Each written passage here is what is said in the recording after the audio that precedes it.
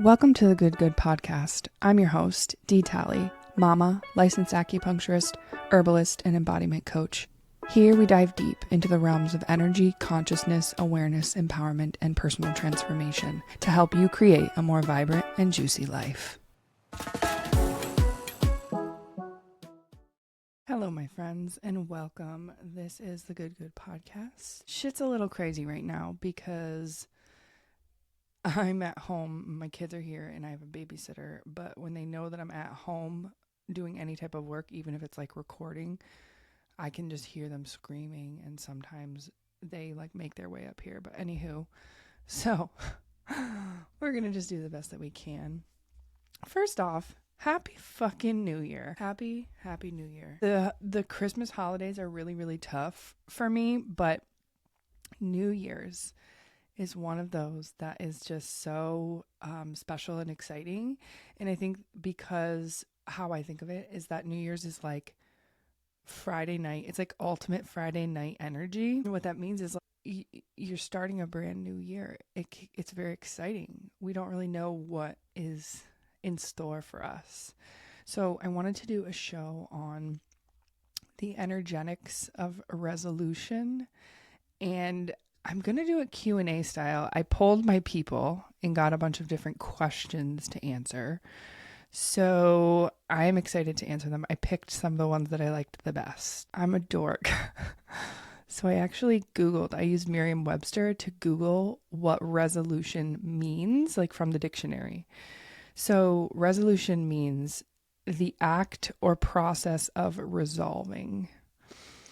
It's a formal commitment to achieve something, and the quality being resolute. It refers to a determination or firmness of purpose. Now, all of this together, what I deduce is it's a firm decision or commitment to change, improve, or accomplish something. Now, because we live in patriarchal capitalist society, there is a lot of emphasis on productivity, accomplishing, improving. Energetics of this feel very rigid, structured. It's very masculine energy. It's not so much flow like feminine energy. If your resolutions are rooted in lack, what happens is it carries this tone of self-criticism or lower self-worth, meaning you're not complete, you need something to change, you need to improve.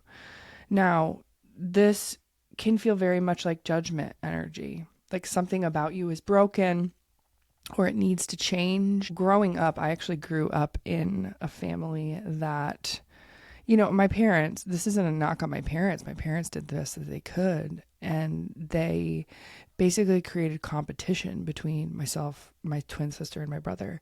And so it was very much reward-based competition.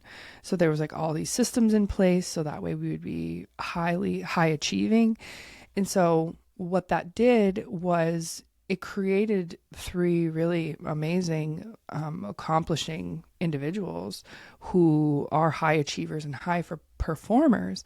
But what happened was we got really rigid. I would compete against myself. And even this is like years and years after childhood, like we were already grown and gone. And so what happened was I would stress myself out like crazy trying to achieve all the things. And I it's funny because like in therapy, I called it the no prize, which basically means like I was competing for no prize and also burning myself basically to the ground trying to achieve the no prize. And so, my siblings and I now realize later on that although we're amazingly high achievers and we can work harder than anybody, we also didn't root for each other. And the energy that it carried was very, very rigid, very, very regimented, very in the box, right? And I always was very different growing up. I was always the person who was lower achieving than my other siblings, but had all this pressure on me to achieve. And I think that can be really problematic because, like I said, the no prize. I was caught in the resolution pretty hard, given that my background was very much high achiever. And what would happen is I would sit down, before New Year's Eve, and I would write down all of these different goals that I had. And it was like a shitload of goals. Like, it was a long fucking list of goals. And many of the goals weren't necessarily what I wanted, or maybe it was something that I thought I should have, or that, my parents thought I needed, or, it wasn't curated from me. It was curated from what I should do, which we'll talk about the word should, because it can sometimes overtake your own actual desires. And so I would get caught up in writing all these different resolutions, and then the year would go on, and I would look back around Christmas time of the next year and be like, wow, woe is me. I didn't complete what I said that I would complete, and then have this whole process where I felt really bad. It wasn't until I started shifting resolution into something that felt more lighter, expansive, fluid, that reminding myself that I'm not actually not stuck in rigidity, but actually in flow. And so if we can change the language, so changing the language from resolution to intention signals our willingness to grow, but honors where we're at. So it gives us that fluidity and that change, but it doesn't make it rigid or stuck. It's intention. It's like, I intend to versus I should do. I need to. And language is really, really, really important in the way that we relate, especially the energetics of it all. So if your intention is high frequency intention, it means that it's rooted in joy, authenticity, love, curiosity, right? If your intention is a low frequency intention, it's rooted in fear, shame, lack, and self-criticism. So the other shift in language comes with desire versus pain point. And this is used a lot in marketing, but it actually applies here. So if you put the language of what you desire for your intention versus what you're lacking. So make more money, right? If you change the language from make more money to become more abundant, it shifts it energetically to be less what you lack, more what you desire, which is a really, really important shift. And if you write a bunch of intentions and you notice that all of them are coming from a place of non-wholeness, right? Lack, then it's really, really interesting to think about and reflect on, how did I get here where I don't believe that I'm whole as I am? So language, extremely, extremely important. And coming from a place of curiosity, basically it means that you create experiments for yourself instead of being really rigid in achievement. The word should can overtake actual desires, but should or I have to is just simply untrue. You don't have to do anything. You choose to. So that is the shift in language that I think is really important. It's not that you should or you have to, it's that you're choosing to. Very, very different. Why? Because it shifts that energy dynamic to be you taking full ownership and autonomy of your system and making those decisions. Should or have to feels a little powerless. It's giving victim consciousness. You don't actually want the goal. And this is really, really interesting. You don't actually want the goal. What you want is the feeling that the goal gives you, right? So if it's becoming more abundant, expanding my bank account in 2025, it's not the actual money that you want. It's the feeling of ease, the feeling of flow, the feeling of joy, the feeling of rest, right? The goal gives you the feeling, right? So that is also really important. So instead of making intentions and writing all of these achievements, the exploration is, how do I want to feel in 2025? And your body is your best compass for this. Because your body, one, I say this all the time, your body's always in the present moment, right? And your body is not going to send you on the wrong path. If you are attuned to your body, it will not send you on the wrong path.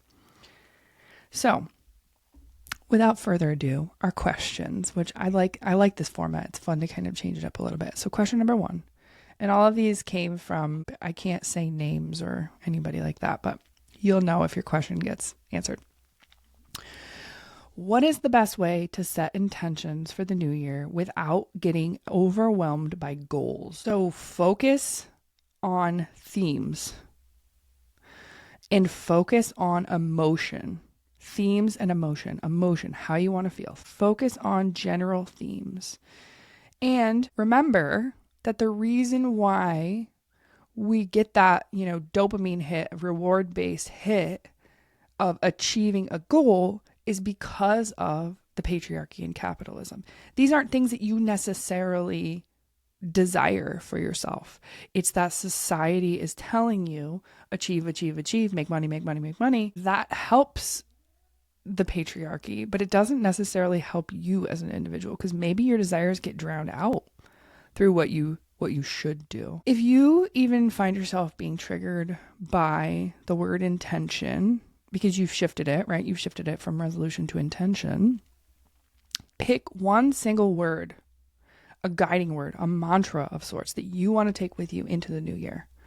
So I'll give you examples, but obviously this has to resonate with you, not me, right? So the first one is joy.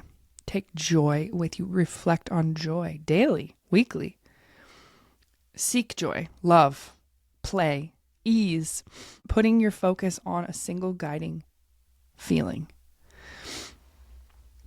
The next question. How do I reflect on the past without getting stuck in regret or disappointment? Self-compassion is your friend. And we have no idea what's actually in store for us.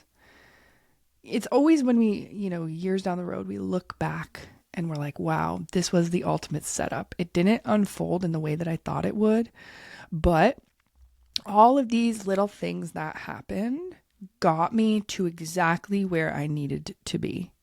So there are no missed opportunities. Everything that is for you will be for you, will come to you. So it's not a missed opportunity. It's a setup. It's a setup. And it's when we actually look back in time that we can see it for what it is. So remember about the zoom out. And you may not know the full picture until years pass. We're talking life work. We're not talking, nitpicky, try to control everything thing, right? Because it's like you are co-creating your life. And yes, you have some control, but like you kind of don't, right?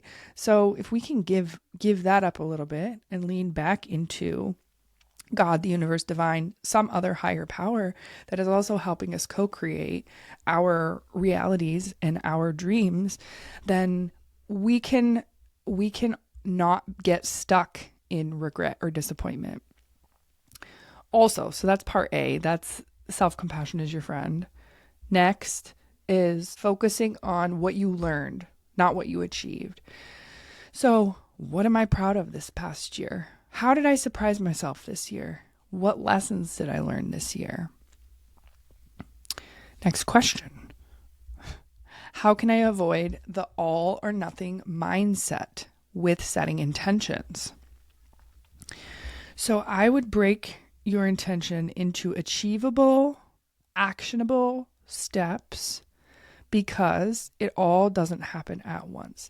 So if you can take little tiny millimeter baby steps each day towards your intention, then you will be able to achieve anything. right? So it really isn't all or nothing. Life is gray. Life is gray. Small, consistent, aligned action that actually feel good to you is how you avoid all or nothing. And I see this all the time. Like, the all or nothing thing happens all the time with like new health practices because people think, and I think I've even said this exact phrase before on the podcast, but people think that if they can't put aside 30 minutes, an hour, whatever it is to their goal, like exercise, for example, if I can't put aside 30 minutes, I'm not going to do it. You know what counts? Even a 2-minute walk. That counts. That counts. That's a small, achievable, actionable, aligned step towards your goal. So taking those tiny little steps, because think about it, one single walk that you've been able to achieve over the course of a month, if you took a 2 to 5 minute walk every single day, think about how much more active your system would be, right? So thinking about it in smaller steps is important. How do I figure out what I truly want to focus on in the new year? So I touched on this a little bit. Your body is your compass, but you have to give your system a chance to tell you. And how do we do that? We have to not fill every single pause or break in our day with something else. So it's like we're constantly going from the next to the next to the next to the next, always. But if you zoom out and look at your day, there's actually a lot of natural pauses throughout your day that occur.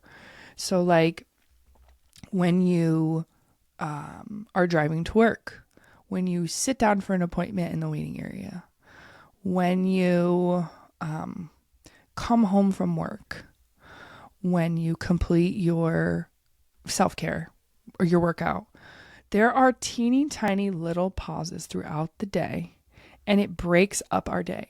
But when you grab for your phone, when you start writing your to-do list, when you distract yourself with something else, our systems, which are whispering quietly to us at all times, can't actually be heard. So you have to actually let yourself be bored. You have to let yourself have those pauses of not filling them to actually hear what it is that you want. And once you are pausing regularly, tuning into your system and asking your system, not asking your mind, asking your body, what excites me? What drains me? What do I want more of? What felt good this past year? What are my hobbies that I love? And actually listening to yourself will help you get more of an understanding of what to focus on in the new year. I feel emotionally and mentally foggy. How do I start the new year with clarity? If you feel emotionally and mentally foggy already, this is your system trying to tell you you're tired. You're tired. If you're blowing by these cues, you're really tired, right? If you feel exhausted, if you feel foggy headed, you need to rest.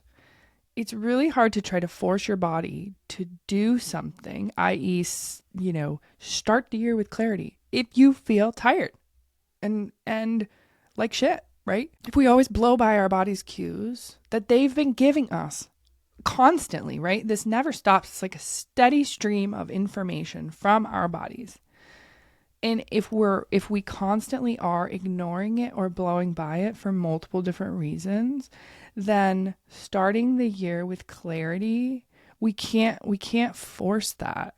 You can't just force yourself to be like, oh, I mean, I guess you could take like a medication or, drink more coffee, but that's just going to make you feel like shit. Like you might shit your pants. Like you might feel more clarity, but you also might shit your pants. Weigh the options. Right? Some of the shit that comes out of my mouth. Okay. I always start the year with motivation, but I lose momentum quickly. Any advice? You hold yourself accountable. You show up and you move a millimeter closer and you celebrate each millimeter with your small goals that you broke up. And you build in those checkpoints to reflect on how it's going.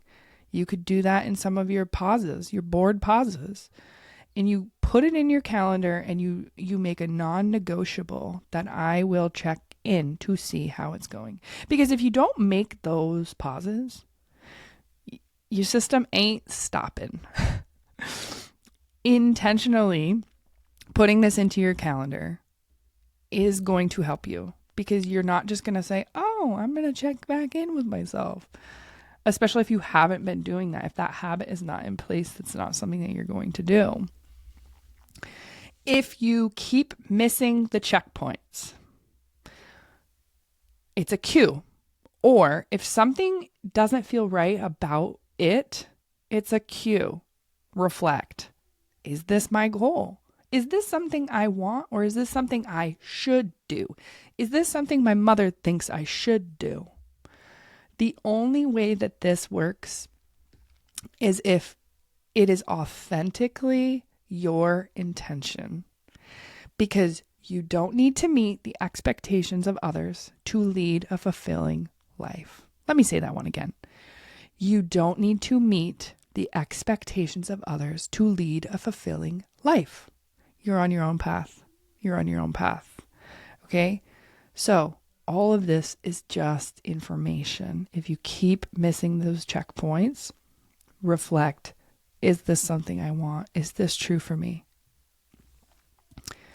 How can I create a self-care plan for the new year that's realistic and nurturing? Quality over quantity.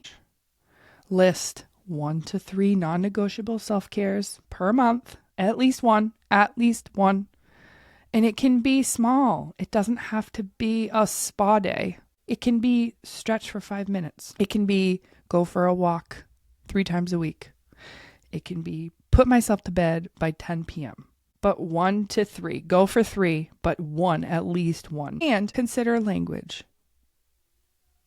So in order for self-care to be nourishing, consider the language that you're using. Instead of saying, quit eating sugar, lose weight, say, eat more whole foods, feel well in my body. Stop watching TV so much. Say, read my book or go outside each day, right? It's shifting it from stop or quit, shifting it from lack to abundant, right? So catch yourself. How can I align my New Year intentions with my personal rhythms? This is a good one because I think it's smart.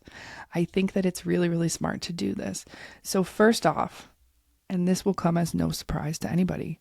First off, you have to know what your own energy and rhythms are first. What does that mean? That you have to be checking in and gathering information neutrally, right? You have to understand, okay, which times in the month do I feel the most energized? When does this feel easy? When do I have more flow? It could be your cycle. It could be the moon cycle. It could be a season change. It could be on sunnier days. Like it could be any small little personal shift that occur. And if you pay attention, guys, patterns emerge. Patterns will emerge. But it's not going to emerge if you blow by it. What's a quick energy reset I can do if I feel stuck or uninspired this new year? Move your body. Dance to your favorite song. Swing your arms. Shake, jump, wiggle. It doesn't have to be a formal exercise program. Just get up and move your body, because that's going to move stagnant energy. It's going to move your chi. Okay. And if you are extremely depleted, there are ways to do this that are more nourishing. So if you're extremely depleted, Maybe you shake your arms, you set an alarm or set a timer and you shake your arms around for 2 minutes. Or you dance to one single song. So small amounts of moving your body. How can I integrate joy and play into my plans for this new year instead of focus on productivity? You make time for play and fun.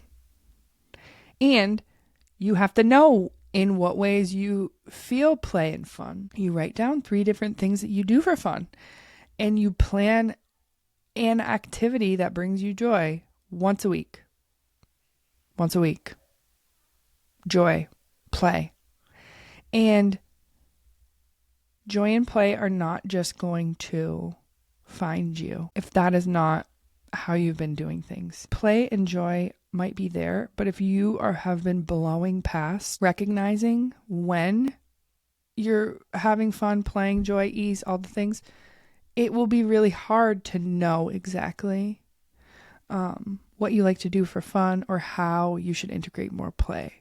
So I guess the overarching theme of most of these questions is build in pauses, use your body, zoom out, and keep yourself accountable by checking in regularly, right? So to recap briefly,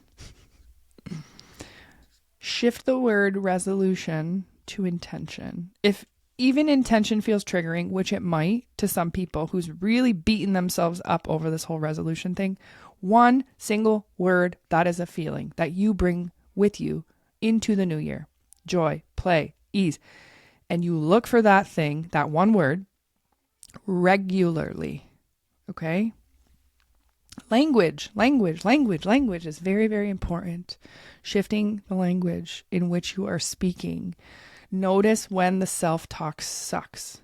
Notice when the intention is rooted in lack or making you feel as if you are not complete just as you are today.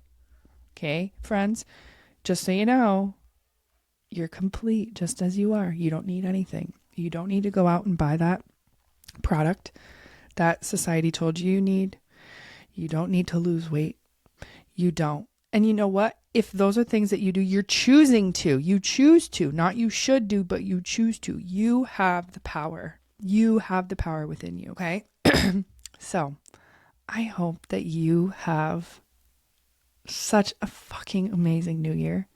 And I hope that New Year's Eve, like, I don't know about you, but on New Year's, I like to get all dressed up and like go fancy.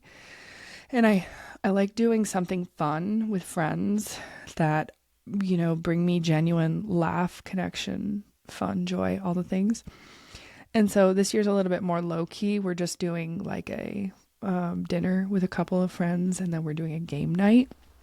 And so, yeah, I've hit that age where it's less fun to go out and get drunk at a bar, and it's actually more fun to sip on wine and play categories and Cards Against Humanity, right? Or Taboo. Uno, that's a good one.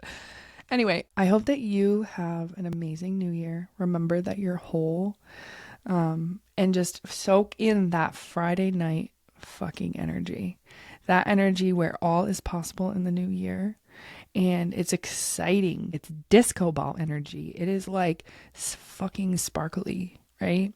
Why does everybody wear, you know, silver and gold and get all sparkled up for New Year's? It's because of what I'm telling you. It's that exciting New Year's energy that is coming into our 3D world where we can actually embody that sparkle. So you bet your ass I'm wearing fucking sparkles on New Year's. That is all I have for you today. Thank you so much for joining me. Hey, I would love it if you left a comment or engaged in this podcast. My human design is part splenic projector, which means I get a lot of nourishment out of interaction with people, interaction with audience, I noticed this too, because anytime that I have simultaneously live streamed when I'm recording a podcast, there is a different sort of quality to it. And maybe it's just a quality that I feel on the inside, but there's definitely a different quality to it. So anyway, I would love your feedback. I would love your reviews. I would love your follows. I would love for you to subscribe. And I'm just so grateful that you're here. And another really exciting thing is I'm starting interviews in 2025. So stay tuned for that, because I have a lot of exciting people that will be coming on the podcast to talk about healing, wellness, embodiment, different practitioners, different stories. Anyway, thank you so much for joining me, and I will catch you in the next episode. Happy New Year.